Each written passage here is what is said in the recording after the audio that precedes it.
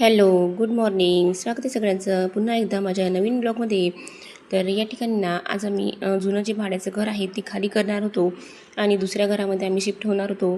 तर तुम्हाला दाखवते मी. आमची सर्व तयारी झालेली आहे. पहा किती सारा कचरा निघालेला आहे आणि आम्ही सर्व सामान थोडं थोडं करून खाली केलेलं आहे. बघू शकता तुम्ही, हे अलमारीसुद्धा खाली झालेली आहे. त्यानंतर ही पोते बांधून ठेवलेली आहे. यामध्ये भरपूर सारं सामान आहे किचनमधलं. त्यानंतर आणखी खूप वस्तू आहेत. तर मंदिरसुद्धा खाली केलेलं आहे. बघू शकता तुम्ही, तुम्हाला दाखवते मी मंदिर वगैरे. भाड्याचं घर का असेना, परंतु ना कोणतेही घर सोडताना ना आपल्याला खूप वाईट वाटते.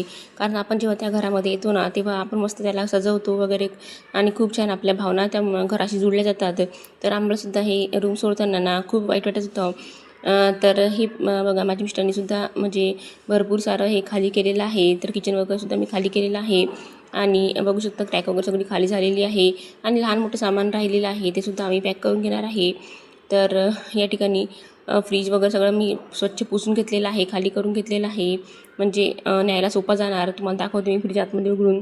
तर फ्रीज वगैरे बंद करून घेतलेलं आहे आणि व्यवस्थित पुसलेलं आहे, म्हणजे तिकडे जाऊन फक्त डायरेक्ट आपल्याला फ्रीज ठेवायचंच आहे.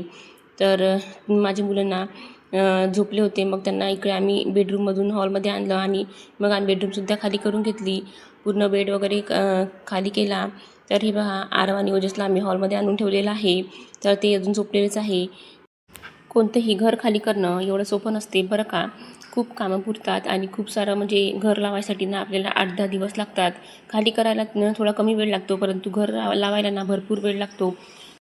जेव्हा आम्ही नवीन घरामध्ये शिफ्ट होऊ ना, तेव्हा तो ब्लॉगसुद्धा मी तुमच्यासोबत शेअर करणार. तर या ब्लॉगला मी इथेच थांबवते. तुम्हाला माझा आजचा ब्लॉग आवडला असेल तर प्लीज माझ्या चॅनलला लाईक आणि सबस्क्राईब करा. पुन्हा भेटूया नेक्स्ट ब्लॉगमध्ये. तोपर्यंत सगळ्यांना बाय बाय.